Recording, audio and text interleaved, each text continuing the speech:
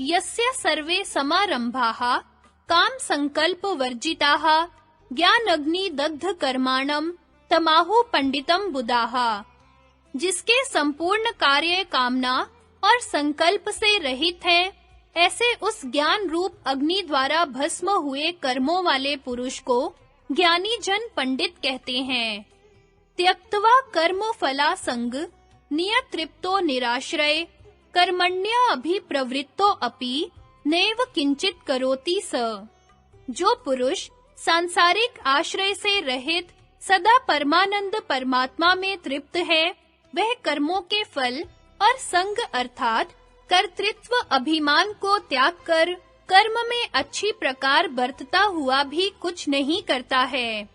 यदि किसी के समक्ष कोई हिंसक जंतु किसी सोते हुए मनुष्य को काटने के लिए जाए और वह मनुष्य उसको दुख देने के विचार से न बचावे अथवा कोई अपने किसी नियत कर्तव्य कर्म को न करे, तो वह अकर्म में कर्म होगा। इससे भी दुख पाने के कर्माशय बनेंगे।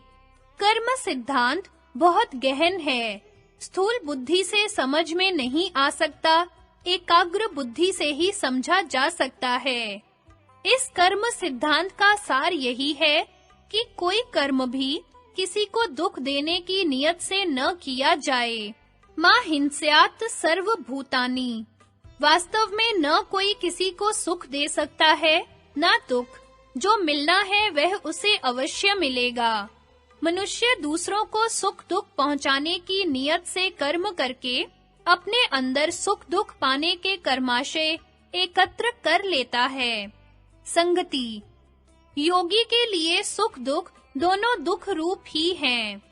अब यह बतलाते हैं, परिणाम ताप संस्कार दुखेर गुण वृत्ति विरोधाच दुखमेव सर्वम विवेकिनः। शब्दार्थ। परिणाम ताप संस्कार दुखे बराबर, परिणाम ताप संस्कार के दुखों से, गुण वृत्ति विरोधात च बराबर और गुणों की वृत्तियों के विरोध से, दुखमेव सर्वम विवेकिनी बराबर, दुख ही है सब कुछ अर्थात सुख भी दुख ही है विवेकी को। अन्व्यार्थ। क्योंकि परिणाम दुख, ताप दुख और संस्कार दुख बना रहता है और गुणों के स्वभाव में भी विरोध है, इसलिए विवेकी पुरुष के लिए सब कुछ दुख ही है। व्याख्या।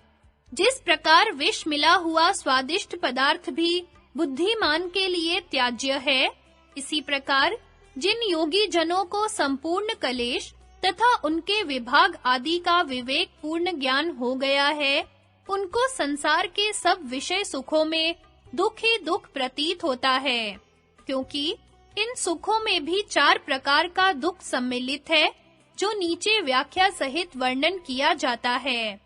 पहला, परिणाम दुख। विषय सुख के भोग से इंद्रियों की तृप्ति नहीं होती है, बल्कि राग कलेश उत्पन्न होता है। ज्यों-ज्यों भोग का अभ्यास बढ़ता है, त्यों-त्यों तृष्णा बलवती होती है। यथा न जातु कामः कामानाम उपभोगेन शाम्यति हविषा कृष्ण वर्तमेव भुए एवाभिवर्धते।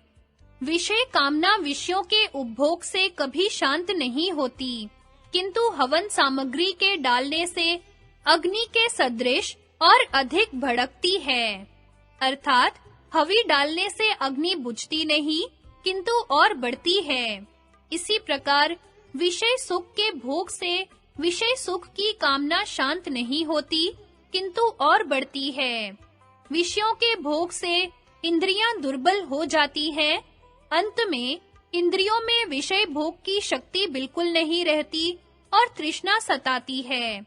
यह सुख परिणाम में दुख ही है। दूसरा, ताप दुख।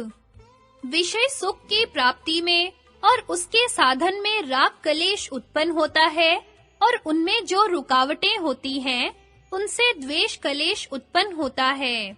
यह सुख के नाश होने का दुख सुख के भोग काल में भी सताता रहता है।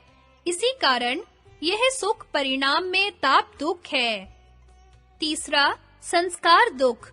सुख के भोग के जो संस्कार चित्त पर पड़ते हैं, उनसे राग उत्पन्न होता है। मनुष्य उनके प्राप्त करने में यत्न करता है, उनमें रुकावटों से द्वेष होता है। इस प्रकार राग द्वेष के भी संस्कार पड़ते रहते हैं और उनके वशीभूत होकर जो शुभाशुभ कर्म करता है, उनके भी संस्कार पड़ते हैं। ये संस्कार आवागमन के चक्र में डालने वाले होते हैं, इसलिए यह सुख परिणाम में संस्कार दुख है। चौथा, गुण वृत्ति विरोध दुख। सत्व रजस तमस ये क्रम से प्रकाश, प्रवृत्ति और स्थिति स्वभाव वाले हैं। इनकी क्रम से सुख दुख और मोह रूपी वृत्तियां हैं।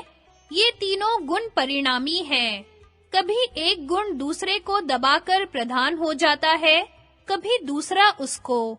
जब सत्व रजस तथा तमस को दबा लेता है, तब सुख वृत्ति का उदय होता है। जब रजस सत्व और तमस को दबा लेता है, तब दुख, और जब तमस सत्व तथा रजस को दबा लेता है, तब मोह पैदा हो जाता है।